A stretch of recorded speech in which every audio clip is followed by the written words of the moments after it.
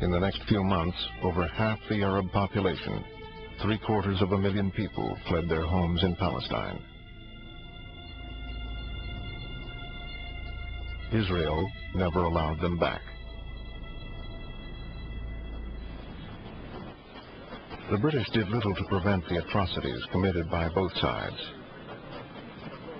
As they prepared to leave, they washed their hands of the whole mess. At the United Nations, the Jews announced their plans. Not later than May 16th next, a provisional Jewish government will commence to function in cooperation with the representatives of the United Nations then in Palestine.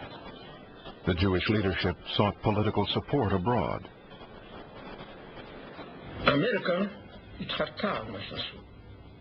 The U.S. State Department argued against it. Their first response was, no country, no state.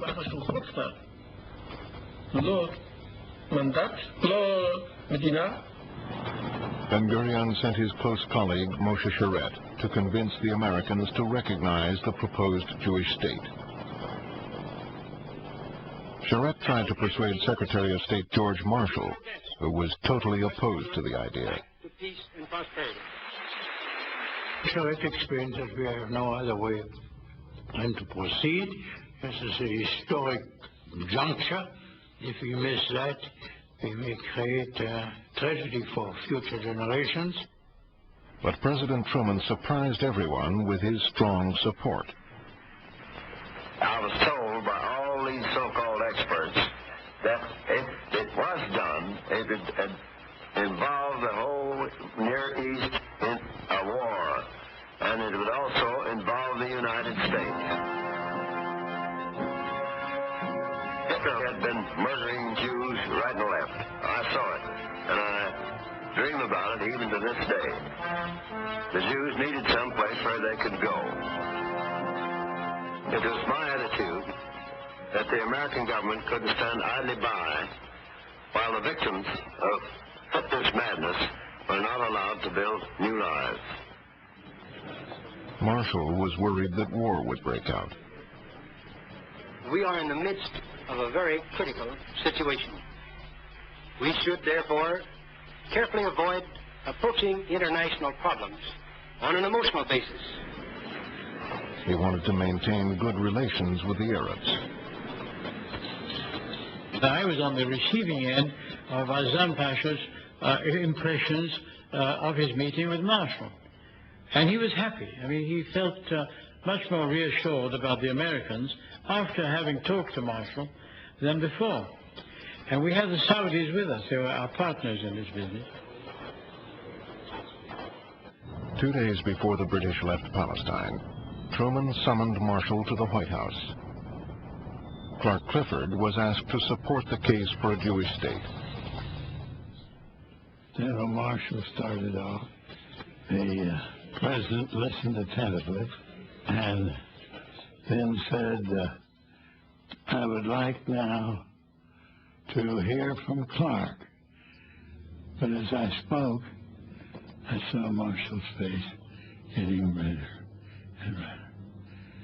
When I finished, he exploded. Marshall accused Truman of a transparent dodge to win the Jewish vote.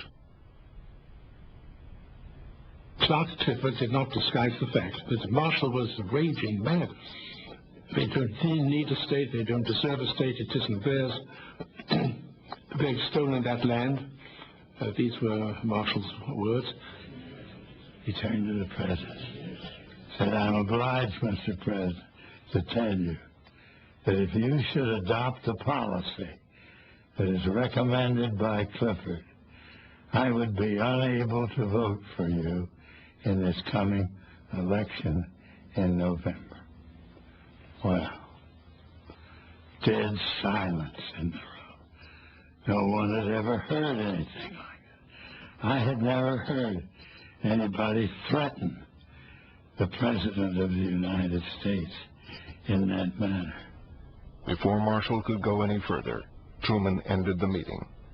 I gathered my papers together, and the President said, well, That was tough as a cob. Marshal said to Charette, well, it's your decision. Don't count that we can bail you out, but we know that you have reached an historic stage, and God protect you. Eastward, the Arab Legion poised for invasion on the Transjordan border. The rarely photographed King Abdullah reviewed a brigade of reinforcements from Iraq. Marshall's prediction of war was about to come true. 5 Arab states mobilized on the border, threatening to enter Palestine and crush a Jewish state, if it came into being.